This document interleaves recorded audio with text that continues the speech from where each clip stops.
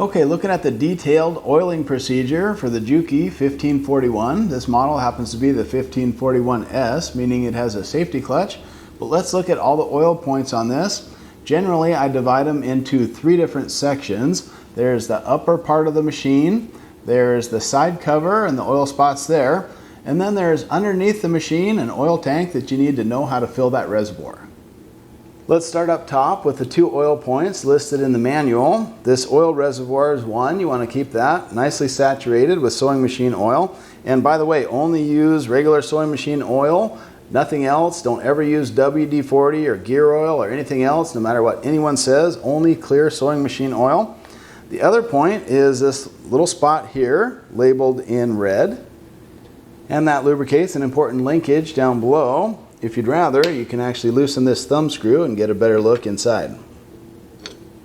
So when you put a few drops of oil through that port up top, you're kind of hoping that it drips its way down to that linkage, but it might just be a good idea to open that plate up and make sure.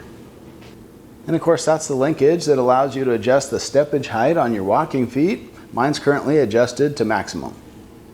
But if you stop there, you'll be doing your machine a disservice. There's actually additional oiling points not listed in the manual. There's a cap here with felt wicks underneath. There's two oiling points here that are absolutely unlabeled on this machine.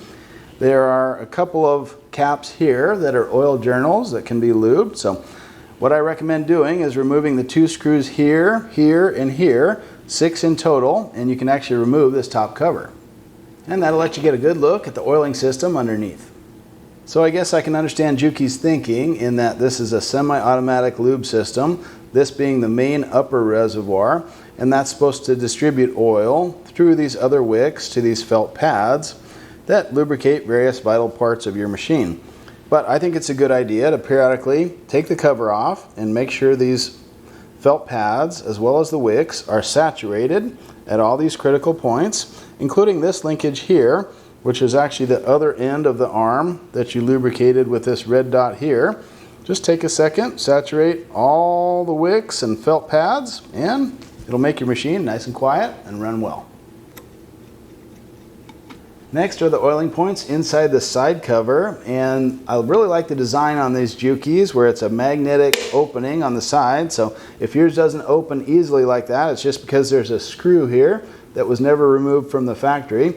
You can actually leave that out unless you have to transport the machine. Open up that side cover and we'll oil up all the felts and spots involved there. These are a little better labeled in the manual. There's 1, 2, 3, 4 felt pads and wicks. So we'll get those lubed up. There's a little slide plate down here, just a drop of oil there. One that I think gets missed is one that's perhaps the most obvious. Right up at top, there's an oil journal there, a couple dabs of oil. And then a couple of spots for the take-up arm linkage, and those only come into view when the hand wheel is rotated to the correct position. Usually it's with the take-up arm near the top position, but not all the way up. And just put some oil on the felt inside that linkage at the top. Then rotate the take-up arm to a mid-range position, and you'll see a little divot right here, and that just needs a drop of oil for the lower end of the take-up arm linkage. One more time, if my hand was in the way, it's right here. The final area is underneath the machine, so pull that knee lift off and tip your machine head back. There's a couple of manual linkages you'll see move when you hit the reverse lever, so you can oil those if you like. A couple down here, and a couple up here. But the main source of lubrication here is this oil tank, and you fill it actually by removing this plug here, and just take a zoom spout, and you can go ahead and fill that tank so that it's between the low and high mark on the front of the glass. Replace that plug when you're done, and that's it. Unthread your machine and run it at high speed to distribute that oil for a bit. Or you can just wind a bobbin, that's a nice way to go. And if you want to check how much oil the hook is getting, you can do a quick test underneath. Just put a piece of clean paper underneath the hook area and run the machine at high speed. You should notice little drips of oil on the piece of paper, and if you don't, there's an adjustment for that. And the adjustment is just here under the machine. You want to loosen up that lock nut, and then there's a flathead screw.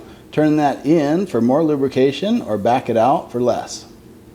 May be tough to tell, but now I'm getting a better pattern of oil spatter right under the hook area after running that for about a minute or so. That way, whenever you wind a bobbin at high speed, your hook will get good lubrication. If you want to see more videos like this, there's a couple things you can do to support the channel. Hit me with a thumbs up if you like this particular topic, and if you haven't already, consider subscribing to the channel. And if you're shopping for a walking foot sewing machine, I'll put a link to this 1541S and the best place to buy that down in the description box, as well as links to some of my video resources. So if you're going to run an industrial sewing machine successfully, you definitely want to know how to oil it, no matter what model it is. But on the 1541, because it's a semi-automatic oiling system, it's actually pretty easy to do.